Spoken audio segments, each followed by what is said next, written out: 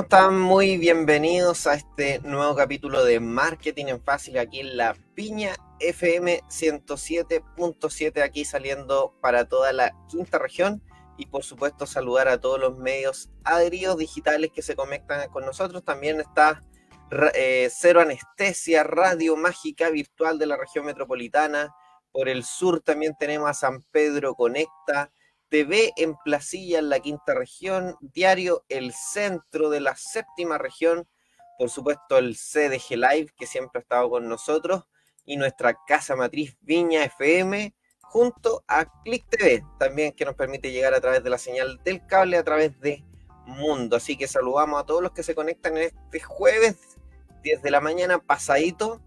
Tenemos un tremendo programa, hay muchas cosas que están sucediendo, así que ya segunda vez que está con nosotros de la casa, lo pasamos a hacer al panel a don Cristian Aste, experto tributario, para que nos cuente un poquitito qué está pasando. ¿Cómo estás ahí, Cristian? Bienvenido. Hola, Giancarlo, un gusto saludarte y feliz de poder participar contigo en este extraordinario programa que tú tienes y que le ha ido muy bien. Sí, estamos cumpliendo 6 años. Hace poquito, un par de meses ya cumplimos 6 años. Nosotros felices de estar siempre renovando, conversando con emprendedores, con expertos que nos vayan contando qué está pasando. Hay mucha noticia y nuestro programa tiene 100% foco muchas veces en el emprendedor y lo entrevistamos, que nos cuenten qué es lo que está haciendo. Pero cuando hay cambios tributarios, cuando hay me van a cobrar más o menos impuestos, le afecta directamente al emprendedor y no sabemos si se va a aprobar este pacto fiscal que está promoviendo el gobierno, y para eso queríamos conversar con un experto que nos contara un poquitito más de qué se trata y también tu visión de lo que has leído. No todo se ha publicado, no están todos los detalles, pero más o menos los pincelazos que se han mostrado. ¿Qué te parece? Y además el contexto, estamos en crisis, con decrecimiento económico. Quizá se vuelve aún más complejo este tipo de situaciones. ¿Cómo estás viendo tú lo que está pasando en Chile con la parte del pacto fiscal? Mira, para poder entender lo que estamos, hay que contextualizar de que cuando el presidente Boric era candidato, en su programa de gobierno incorporó un proyecto o comprometió la necesidad de hacer una reforma tributaria que iba a recaudar 5 puntos del PIB. Eso es en primera vuelta presidencial. Luego lo ajustó en segunda vuelta presidencial y ya hablaba en el programa de gobierno del impuesto al patrimonio, un impuesto a los súper ricos y un cambio al sistema tributario. Luego, cuando se elige presidente, envía este proyecto de reforma tributaria al poco rato, y este proyecto de reforma tributaria, que era muy radical en su propuesta, porque cambiaba totalmente el sistema, y era ambicioso también en su objetivo de recaudación, tras la discusión de rigor en el Congreso, se rechaza la idea de legislar por un voto. Y cuando eso ocurre, lo que hace el gobierno es retrotraer las fuerzas y hablar de la necesidad de un pacto fiscal, que efectivamente el país necesita estabilidad tributaria, porque desde el año 2010 hasta ahora han habido sucesivos cambios tributarios que han modificado las reglas del juego, y tú sabes como emprendedor que cualquiera que invierte sus recursos en el mercado requiere certeza, reglas que sean estables. ¿Por qué? Porque uno hace la proyección del margen. Porque cualquier inversionista, si tiene recursos, lo más razonable que esos recursos los ponga en instrumentos de libre riesgo. Por lo tanto, si quiere invertir en una actividad que implique contratar gente, necesariamente va a pedirle a esa actividad un margen más alto que el retorno que le da un instrumento de libre riesgo, evidentemente. O sea, si yo tengo plata y la puedo poner en instrumentos, por ejemplo, bonos del Tesoro americano, y esos bonos del Tesoro me van a garantizar a mí una rentabilidad en el año de 4%, voy a quedarme ahí, salvo que tenga otra actividad que me rente mucho más que eso. esa es la mirada de cualquier inversionista y puede ser con mucho dinero, con poco dinero, más o menos dinero, da lo mismo. Es la ecuación que uno hace en la cabeza. Por lo tanto, para poder ser atractivo que el inversionista ponga su capital en el país y en definitiva emprenda, porque al emprender va a contratar gente y se va a generar el ciclo virtuoso de la economía, es necesario que haya estabilidad. Que no ocurra que cada gobierno que llega con un paquete de reformas tributarias, con propuestas que son ambiciosas y que distorsionan la mirada del inversionista, porque cuando hace la inversión, evalúa cuál es el costo tributario a nivel corporativo que va a tener, cuál es el impuesto que va a gravar las utilidades cuando las distribuya en el supuesto que tenga utilidades, porque lo otro que constituye un mito, que a los emprendedores siempre les va bien. Y la verdad es que no es fácil emprender. Hay una ruta que es muy complicada del emprendimiento, donde hay una serie de permisos, una serie de inspecciones, fiscalizaciones, la relación con los trabajadores no es fácil, la dirección del trabajo, las obligaciones que se asumen en virtud de un contrato. Cuando uno es formal, entra al radar del ente fiscalizador.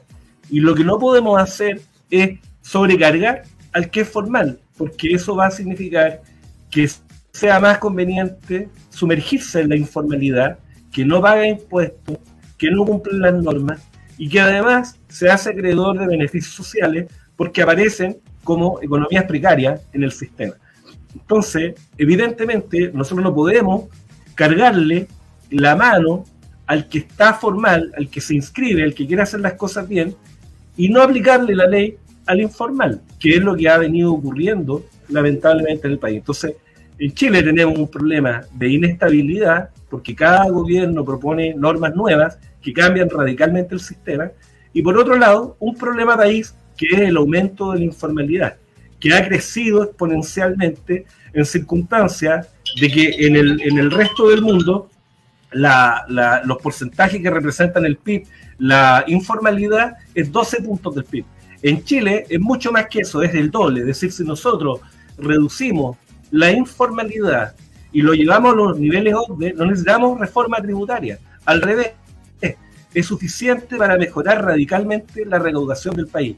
Pero para eso requiere un esfuerzo colectivo. Entonces, cuando el gobierno habla de la necesidad de un pacto fiscal, está hablando de algo que es necesario, evidentemente, pero ese pacto fiscal supone la concurrencia de todos los actores y que todos los actores hagan ver o hagan valer su opinión respecto de cuáles son las fórmulas que permitan recaudar, porque el Estado necesita recursos para financiar el gasto público, que debe ser directo, transferencia directa, porque si tú vas al indicador Gini, Chile, el indicador Gini, el rol que hace el Estado es muy malo, porque a nivel de economía de mercado, el Estado, o sea, el sistema de mercado te deja un indicador Gini más o menos equivalente a varios países, pero a diferencia de los otros países, cuando interviene el Estado, en Chile baja 3 puntos, es decir, mejora el indicador Gini 3 puntos, en circunstancias que otros países lo mejora 14 puntos,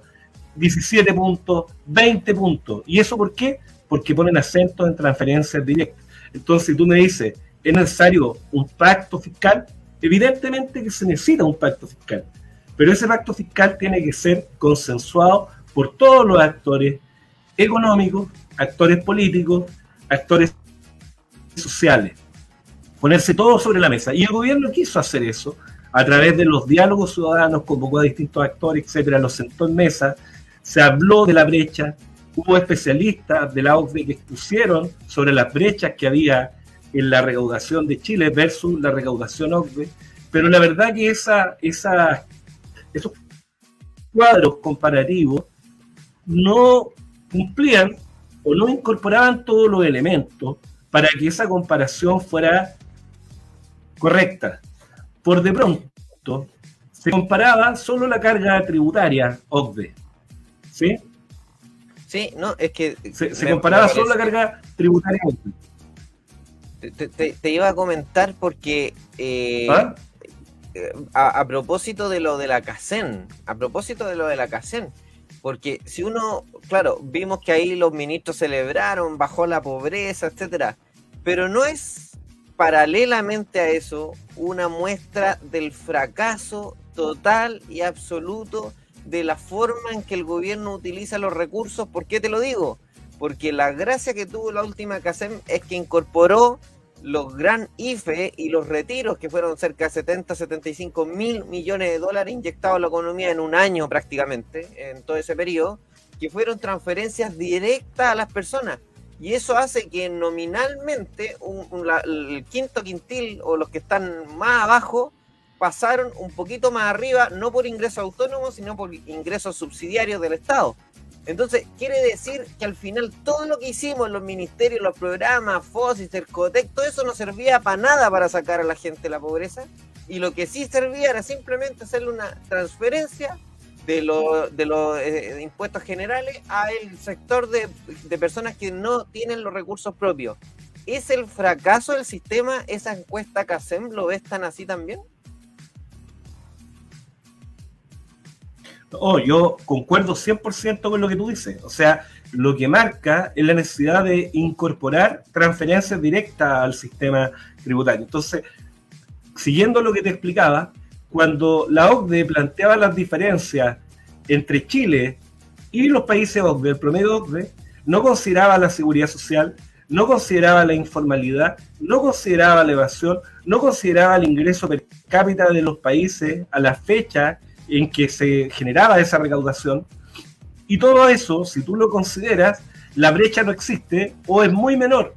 Y la brecha más relevante en el país está en los impuestos personales, porque el 25% de las personas es la que paga impuestos, un 75% no paga. Y no paga porque su renta es muy baja, a diferencia de lo que ocurre en los países europeos. Entonces, ¿qué es lo que hay que hacer?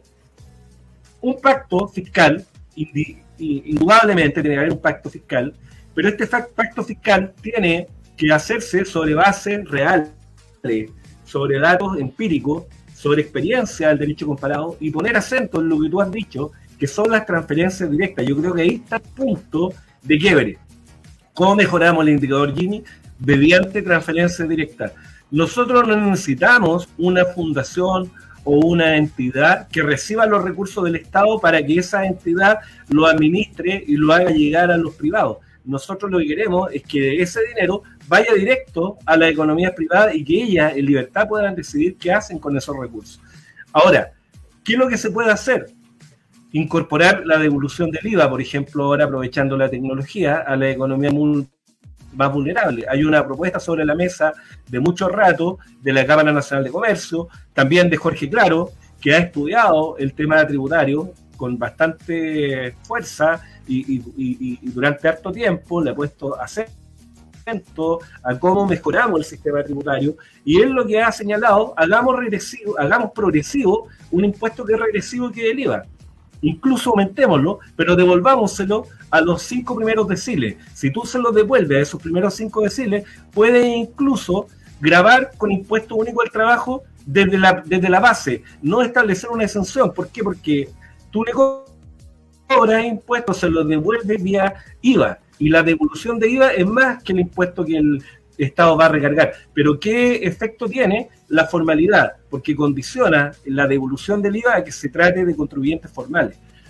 Entonces, además, las personas, para poder acceder a la devolución del IVA, van a exigir boletas nominalizadas. Entonces van a ir al comercio establecido a comprar sus productos, no van a ir al comercio ambulante, que tiene el problema de cómo se abastece ese comercio ambulante. Se abastece mediante mercadería que ingresa subdeclarada. ¿Por qué? Porque el aforo físico que hace aduana es solo del 3% de la mercadería. No sé si la gente lo sabe. Es decir, cada mercadería que ingresa al país, solo el 3% de aforada, revisada físicamente y contrastada con la documentación.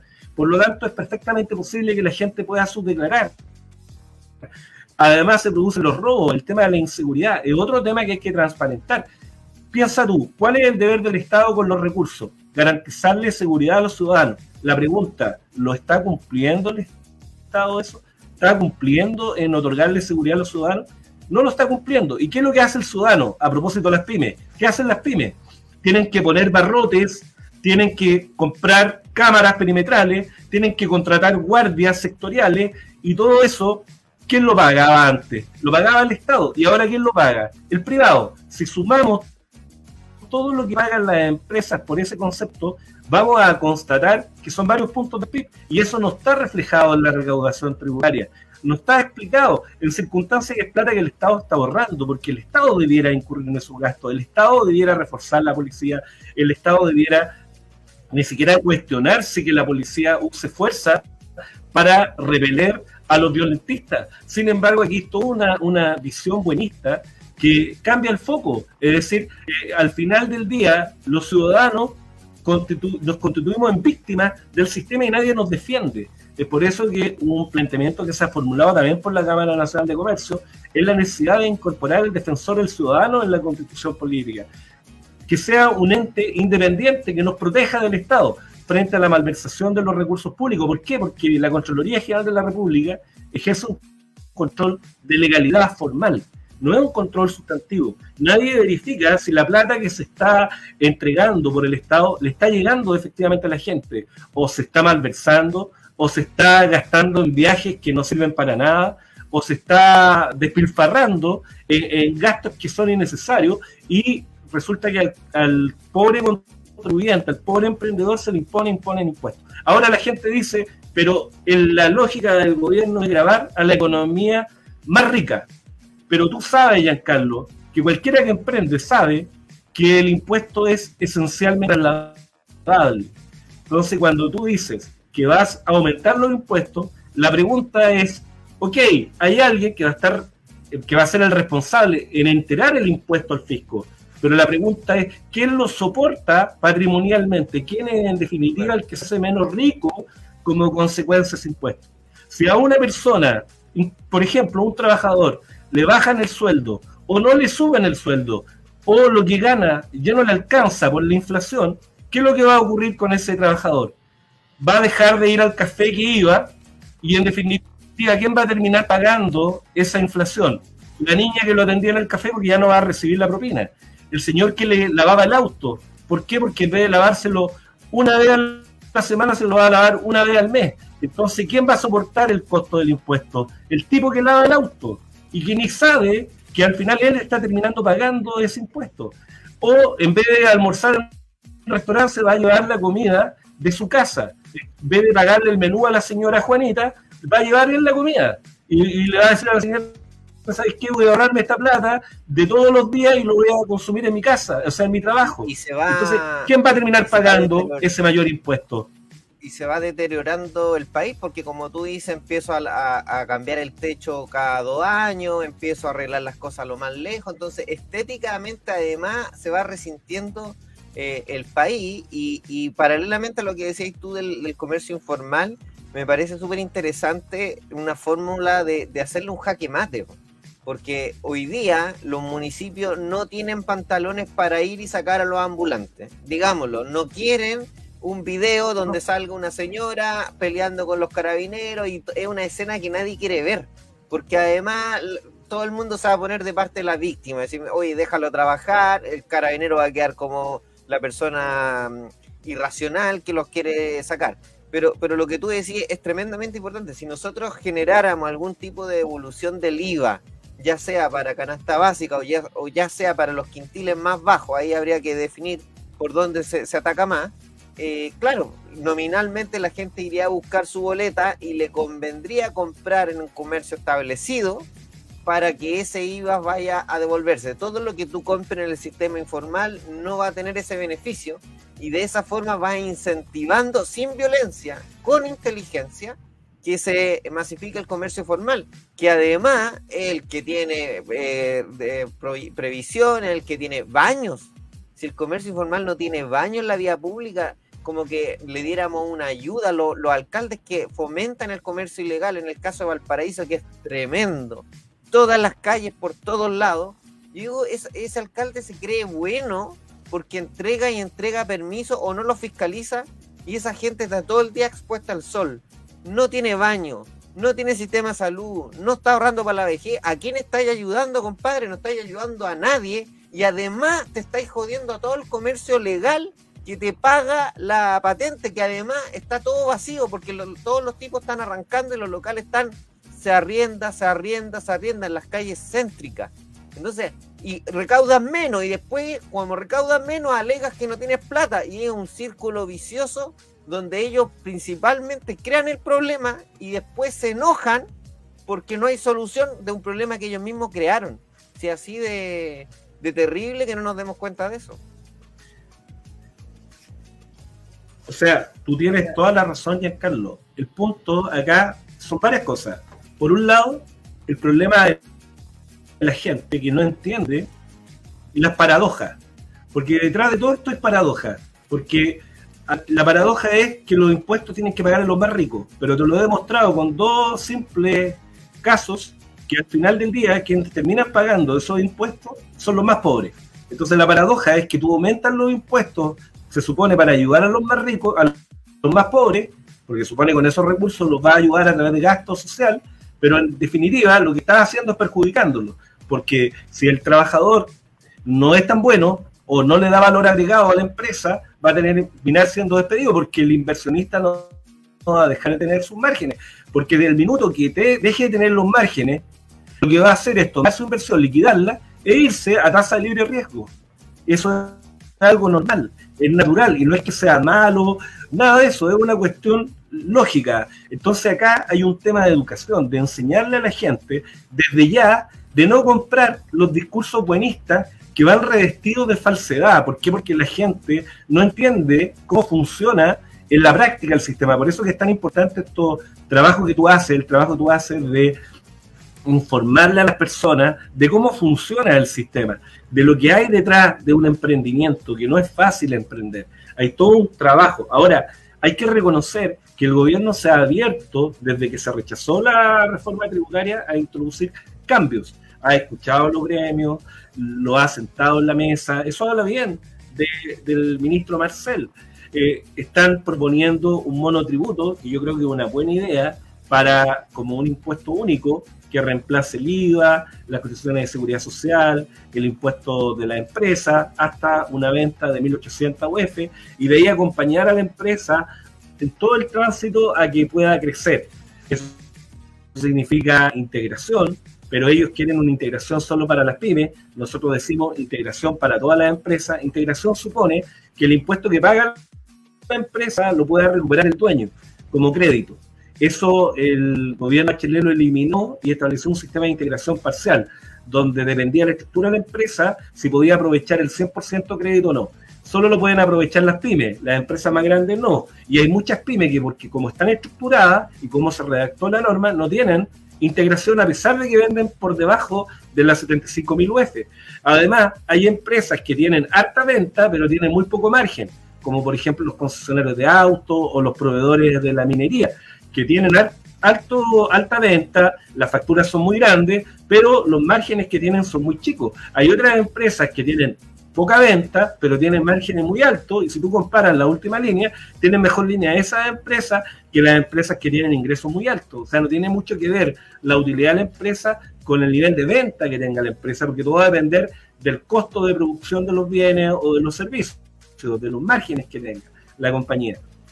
Ahora, hay que reconocer eso del gobierno, que se ha sentado a la mesa, que ha escuchado a los actores políticos. Ahora habrá que revisar la letra chica, pero hay voluntad política, es decir, hay disposición. Ahora lo que falta es generar la confianza, que es un factor determinante en la ecuación, porque los impuestos se construyen a partir de la confianza. Cuando tú pierdes la confianza, y pasa en todas las relaciones, cuando tú tienes una amistad de mucho rato, y esa amistad te desilusiona o te defrauda, se rompe la confianza. Y cuando se rompe la confianza, es imposible volverla a recuperar.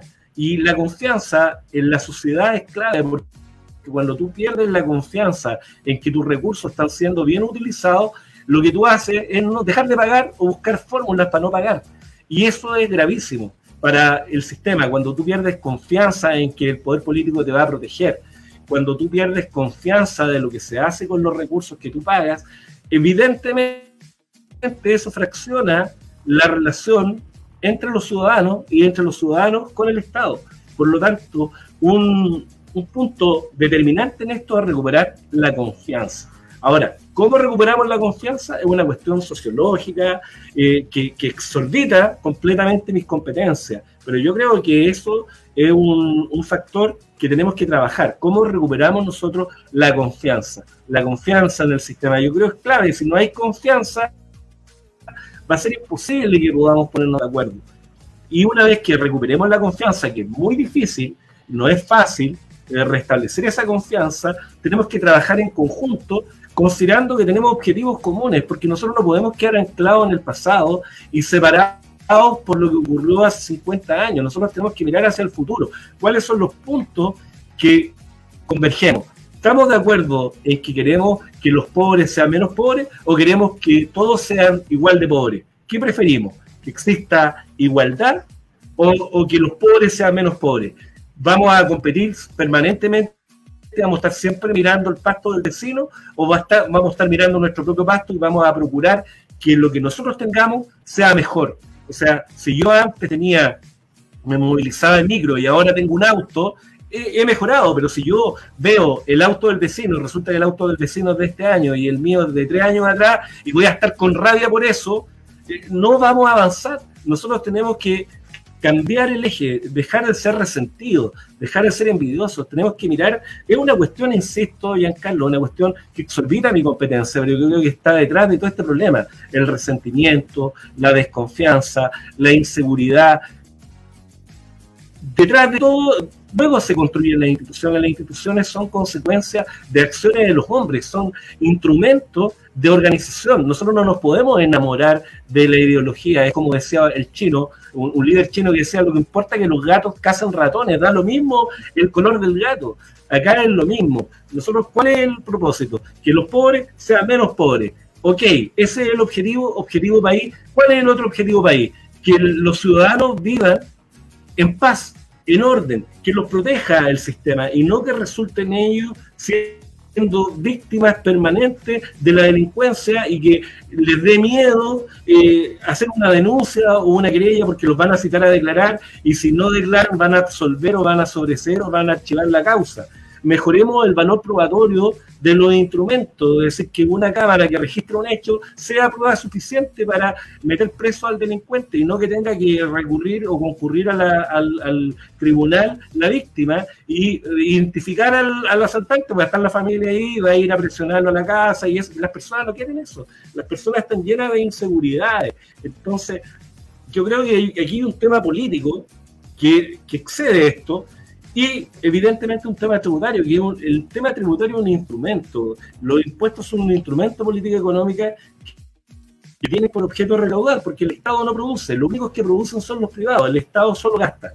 Entonces eso también tenemos que internalizarlo. Cuando nosotros queremos hacer del Estado un Estado empresario, vamos en contra de lo que han hecho los países que funcionan.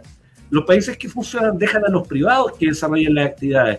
En ningún país habría cuestionado el tema del litio. Se habría dejado que las empresas exploten el litio y el Estado habría cobrado por la concesión, por el contrato, como está. Es decir, como le cobró a Soquimich, y gracias a eso el gobierno Marcel tuvo un superávit fiscal de 1 punto del PIB. Eso obedeció precisamente a lo que logró Soquimich en el desarrollo del litio, que significó al Estado mucho más recursos que Codelco, y mucho más recursos que todas las empresas privadas. Entonces, la verdad es que tenemos que sacarnos o liberarnos del yugo ideológico. Más allá de un sector o de otro, tenemos que ser más pragmáticos. ¿Qué es lo que sirve a nuestros objetivos? ¿Los objetivos son comunes o no son comunes? Porque si no son comunes los objetivos, ahí tenemos un problema. Es como una pareja, que la mujer quiere tener hijos y el hombre no quiere tener hijos. Evidentemente esa pareja no tiene destino, porque están pensando en cosas distintas.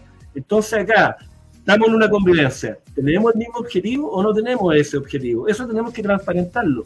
¿Queremos que todos sean pobres o queremos recuperar a la gente de la pobreza? Queremos que cada persona sea menos pobre, medida por ella misma, no medida en relación al vecino, sino con ella misma. Soy menos pobre que antes, soy menos pobre que mis padres, tengo más oportunidades que ellos, y apostar a la meritocracia.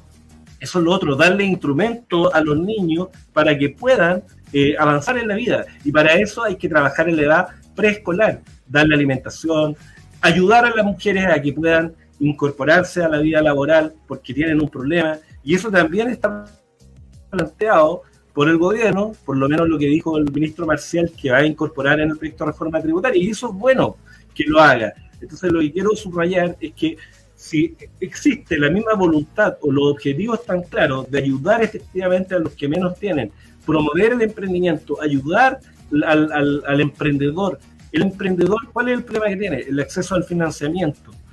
Eso también se puede ayudar con lo que te estaba explicando, porque si tenemos al contribuyente controlado, le podemos ver su estado financiero y lo podemos validar. Porque ¿cuál es el problema de los bancos? Que los bancos no creen en la contabilidad de las empresas, entonces no le prestan plata.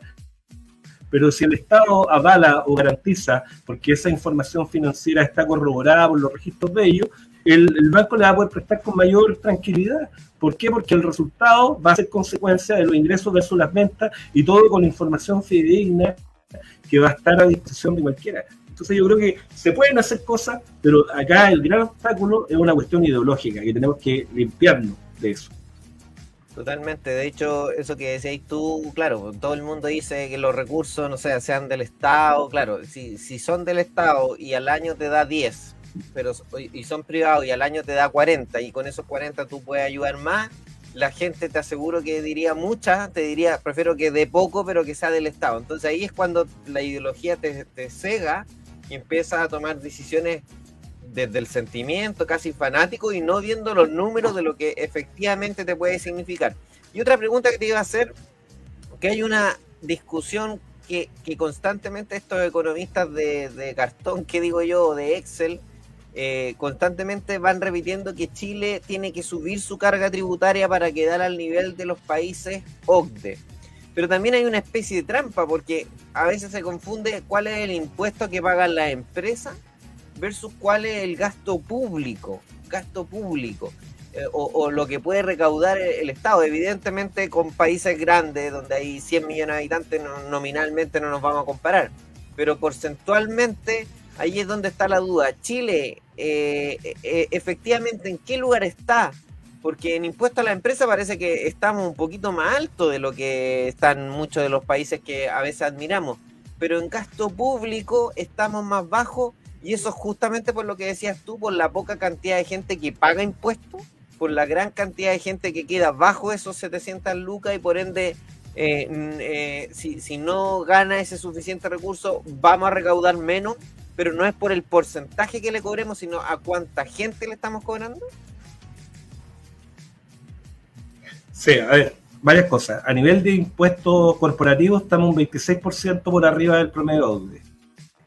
En impuestos personales, un 81% por debajo del promedio OCDE. Es decir, ahí está la diferencia más determinante, que es que en los países OCDE todos pagan impuestos.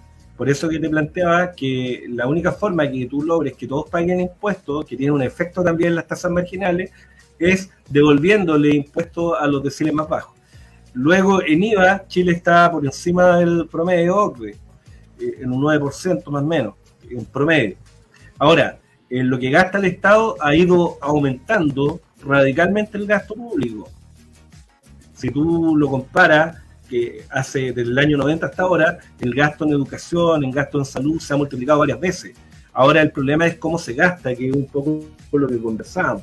En los países OCDE hay un concepto que se llama gasto, como transferencia directa, que el Estado deja de percibir y lo da como beneficio a los contribuyentes, y eso en el promedio OCDE es más de un 5%, 5 puntos. En Chile ha ido bajando eso, es decir, en vez de ir incrementando las transferencias directas mediante un incremento en el gasto, vía transferencia directa se ha ido reduciendo. Lo redujo el gobierno Piñera a través de la Comisión Briones, que propuso eliminar eliminar el impuesto a la ganancia de capital, que había un beneficio a la ganancia de capital de ingresos no renta, y estableció un impuesto ahí, y también gravó con IVA los servicios profesionales, que significó que muchos profesionales tuvieran que reestructurarse para seguir prestando el servicio al mismo precio que antes, porque de lo contrario generaba un alza en el precio que iba a golpear precisamente al beneficiario de los servicios. Ahora, todas esas medidas, como por ejemplo eliminar el beneficio del IVA a la construcción, al final, tal como te lo explicaba, terminan siendo trasladados a la economía más vulnerable. Entonces, ¿qué ocurre? Que la construcción construye menos. Si tú eliminas beneficios, la gente deja de invertir en departamentos. Si tú, por ejemplo, quieres beneficiar la construcción que hace, dice, mira, la gente que invierte en departamentos o en propiedades, le voy a dar un crédito. O sea, ahí la gente va a ir y va a comprar departamentos. Eso va a significar que las constructoras van a poder vender los departamentos que ellas tienen. Y eso va a significar que se construyan más departamentos, se contrate más gente y se dinamiza la economía a través de una simple norma tributaria que dice, ya, ¿sabes qué? El Estado va a dejar de ganar 100 millones de dólares y va a dar esos 100 millones de dólares en crédito a los que inviertan en departamentos o inmuebles. O, por ejemplo, si queremos potenciar el ahorro y disminuir las tasas de interés, tú dices, ¿cómo hacemos que los bancos tengan más recursos para prestar? Bueno, la gente que ahorra, de cada 100 pesos que ahorra, va a poder rebajar como gasto de su base imponible 10 pesos. Eso va a significar que toda la gente va a llevar su plata a los bancos. Mucha gente va a llevarla, no toda, pero parte importante de la gente a los bancos. Los bancos con más plata van a tener mayor disponibilidad a prestar, considerando lo que es el encaje, que lo determina el Banco Central. Entonces todo el diferencial lo van a poder prestar, y al poder prestar van a bajar las tasas de interés. Entonces va a significar que las personas van a poder endeudar más barato, pero todo eso va a estar condicionado a una norma tributaria. Un ejemplo, en su minuto se quiso potenciar el mercado de capitales, y para eso dijo, a ver cómo lo hacemos, le damos un crédito a la gente que invierte en acciones de pago. Entonces, si por ejemplo Cencosud o Falabella querían invertir o ampliar su infraestructura, emitían acciones de pago, uno las compraba y lo que tú invertías lo deducías de tu base imponible, un 20% por año. ¿Y eso qué significó? Que las empresas podían apalancarse más baratas. En vez de ir a los bancos y apalancarse con los bancos, se apalancaban a través de los accionistas que recibían dividendos por la inversión. Entonces, se potenciaba el mercado. ¿Y eso a través de qué? De normas tributarias. Estonia, por ejemplo, Estonia es una economía que se mira como ejemplo. ¿Por qué? Por la simplicidad en el sistema tributario. De hecho, Estados Unidos, la Tax Foundation, modeló su sistema tributario al tenor de lo que hace el sistema estonio. Y significaba que el país recaudaba mucho más, mejoraban los salarios en más de un 1 punto del PIB, se simplificaba totalmente el sistema. ¿Por qué? Porque en Estonia las empresas no pagan impuestos, solo se paga cuando distribuyen plata. Entonces, si tú haces eso, ¿qué es lo que van a hacer las empresas? Van a tomar su plata y en vez de distribuirla, la van a invertir. Entonces, eso significa más actividad, más producción, más bienes para exportar, porque el mercado de allá es un mercado reducido, entonces una empresa es un país exportador. ¿Por qué? Porque el mercado no va a satisfacer la demanda o la oferta de los bienes que producen ellos. Entonces necesariamente van a tener que ir al mercado internacional, pero van con mejores precios. ¿Por qué? Porque no tienen la presión fiscal encima. Entonces eso se traduce en que la gente tenga mejores sueldos. Al tener mejores sueldos paga más impuestos. Por otro lado, cuando se distribuye plata, porque esa empresa al final del día, en algún minuto, los dueños van a querer su retorno. Cuando les paga a la empresa, tienen que pagar el 20% al Estado, y da lo mismo qué concepto sea. Basta que la empresa le haga un cheque al dueño, el cheque que sea, va a un 20% al Estado. Y eso ha significado que el régimen estonio tenga superávit y recaude mucho más que el promedio OCDE. Luego tiene el ejemplo de Irlanda, donde la tasa corporativa es un 12,5% y por cada retiro de distribución un 20%. Entonces, está lleno de empresas que están radicadas en Irlanda, y Irlanda forma parte de la OCDE y tiene múltiples tratados con todo el mundo. Entonces, a lo que voy, que un sistema tributario te puede ayudar o te puede perjudicar. Si tú lo haces muy complejo, te perjudica. Si tú grabas demasiado a los ricos, como en Francia, por ejemplo, con el impuesto patrimonial, lo que hicieron los ricos se fueron 200.000 millones de euros. ¿Qué ocurrió? Que en el 2017 derogaron el impuesto, porque al final Francia terminó perdiendo plata versus lo que recaudaba. En Holanda, cuando se estableció este impuesto patrimonial, el costo de administrarlo era un 26%. Por eso que se ha eliminado en todos los países, y lo que genera es muy bajo. En Estonia, por ejemplo, el impuesto a la herencia no existe. Y lo que se hace, cuando heredan, por ejemplo, empresas, el costo de la herencia es cero.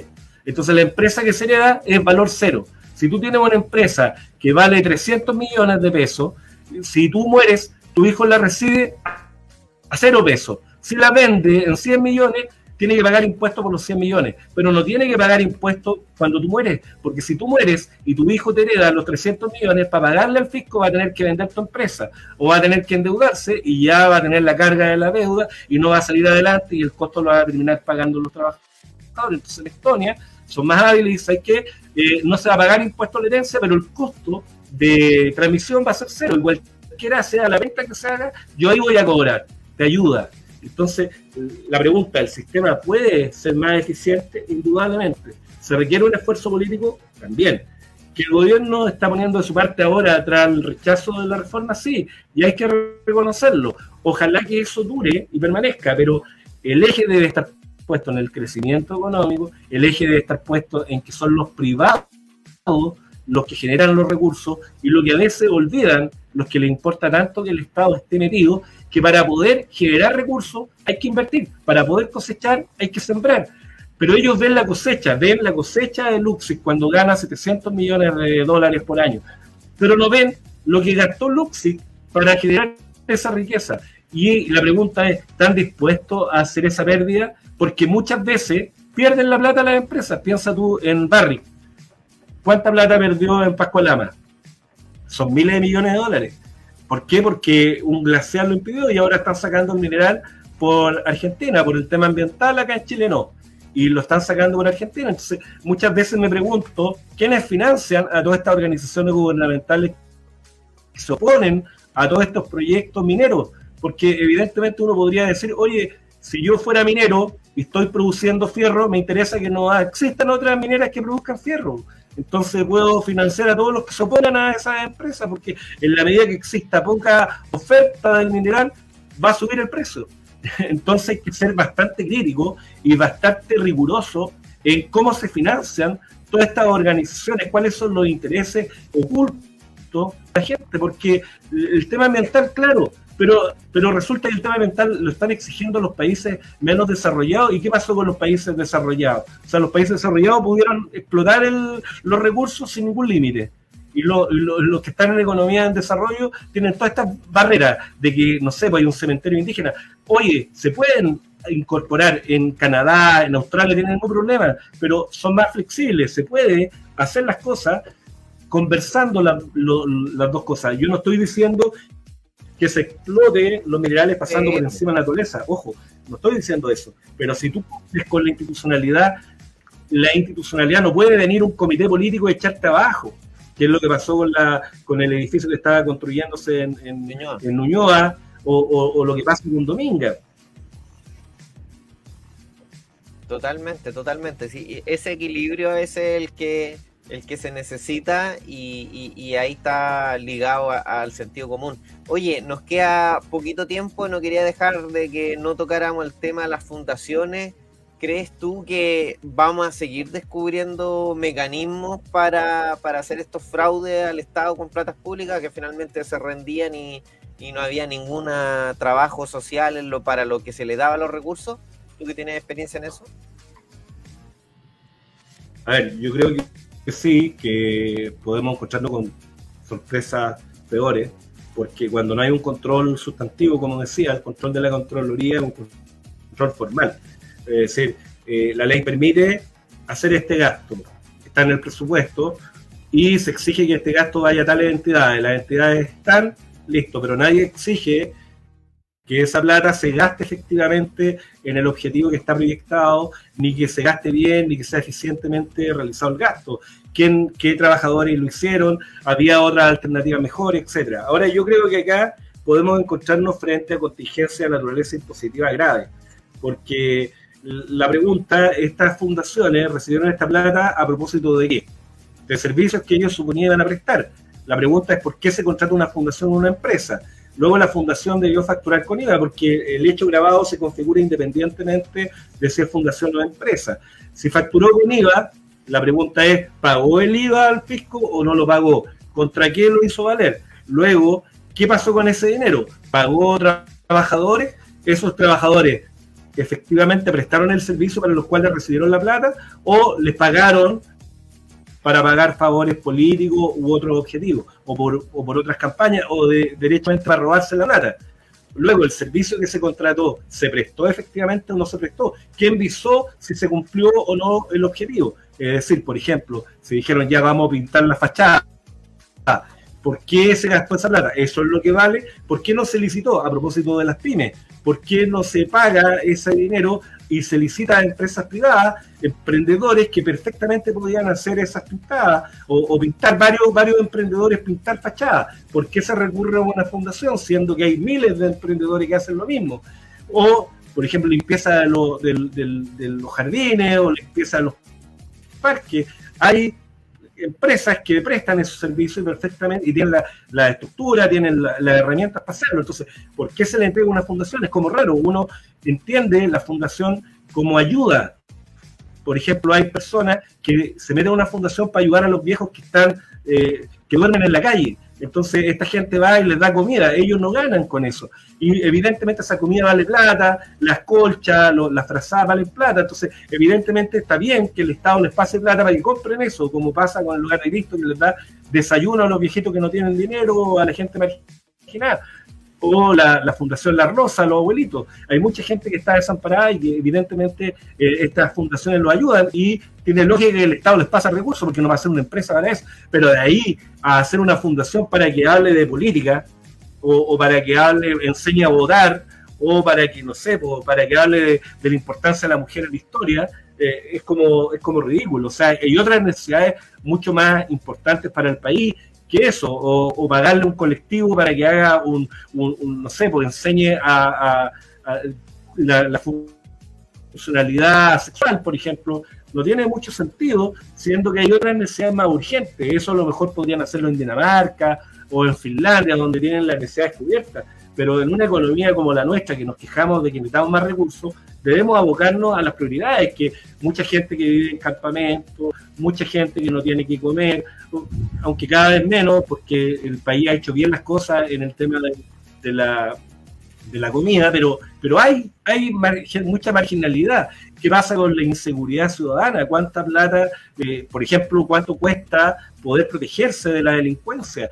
Poner retenes, por ejemplo, retenes móviles, pagar a los carabineros para que tengan dispositivos para poder defenderse. Eso es mucho más útil que pagarle a una fundación para que, no sé, para que enseñe cualquier cosa. Es como ridículo. Entonces yo creo que aquí hay irregularidades que tienen que ser investigadas y hecho de menos que Impuestos Internos no se haya hecho parte en estos juicios, porque evidentemente que hay contingencias tributarias. Debiera el servicio hacerse parte en estos juicios, y si hay plata, porque cada vez que hay una pasada de plata hay un gasto. Es decir, cada fundación que recibió este dinero es un ingreso para ella y tiene que tributar por eso. ¿Por qué? Porque prestó un servicio. Y la pregunta es, ¿tributó por eso? ¿Llevaba contabilidad? Si no lleva contabilidad, o una irregularidad, porque el servicio desde mucho rato dicen que tienen que llevar contabilidad a las entidades sin fines de lucro. Igual. Luego, los gastos que hizo, ¿eran gastos reales o gastos ideológicamente falsos? Son ideológicamente falsos, de delito tributario. ¿Se ha querellado el servicio? ¿Le ha cobrado los impuestos correspondientes a toda esta gente o no? Entonces, si tú me preguntas si el tema está acabado o no, yo creo que lamentablemente no, pero es bueno que se haya descubierto esto, porque significa poner un freno. Es como decía Patricio Navia, un término de decir, oye, sentémonos a conversar una reforma tributaria, pero primero tapemos los hoyos. O sea, vamos a requerir más recursos de los privados, ok, pero ¿para qué? Si hay hoyos en el balde público, entonces vamos a llenar agua y el agua se va a caer. Entonces tenemos que primero tapar los hoyos, y una vez que tapemos los hoyos, hagamos una auditoría al ente público, contratemos expertos, incorporemos la contabilidad a los municipios para que lleven un control de gastos, y no que llegue la autoridad de turno y haga lo que hacen en Valparaíso, que se creen con la autoridad para hacer un antes y un después. O sea, quieren hacer historia, y historia a costa de ¿quién? De los ciudadanos, de los más desvalidos. Eso no parece razonable. Entonces, yo creo que lamentablemente vamos a encontrarnos con sorpresas, pero la institucionalidad tiene que funcionar. O sea, acá tenemos que liberarnos del yugo ideológico, insisto, transversalmente, y apuntar a objetivos colectivos. Totalmente. Oye, se nos acaba el tiempo. Te quiero agradecer, Cristian, porque pasamos por hartos temas y se nota ahí tu experiencia en el tema tributario, en el tema de impuestos. De repente vemos cada persona hablando, se me viene a la mente Vinter, va con tanta autoridad y no sabe, no maneja los temas, pero si no le damos opinión a la gente que realmente sabe, en este caso con toda tu experiencia, difícilmente vamos a mejorar, y concuerdo con lo que dices tú. Si no nos ponemos de acuerdo como sociedad cuáles son los problemas, probablemente las soluciones a las que lleguemos van a ser muy distantes, y por eso es que nos pasamos años y no hay solución, aunque se hagan incluso las reformas, porque van orientadas a cosas absolutamente distintas. Así que te quiero agradecer, Cristian. Seguramente nos vamos a seguir conectando en algunos meses más o en algún tiempo más. Siempre es bueno estar reflotando conversaciones sobre lo que está sucediendo en temas tributarios y escuchar ahí a los que saben. Así que mira, yo te quiero recomendar acá, que está con nosotros hace bastante tiempo ya, el agua Vidal Calín, agua premium, disponible, una pyme de Limache, que está en todo. Esta es el agua sin filtro, del programa Sin Filtro, así que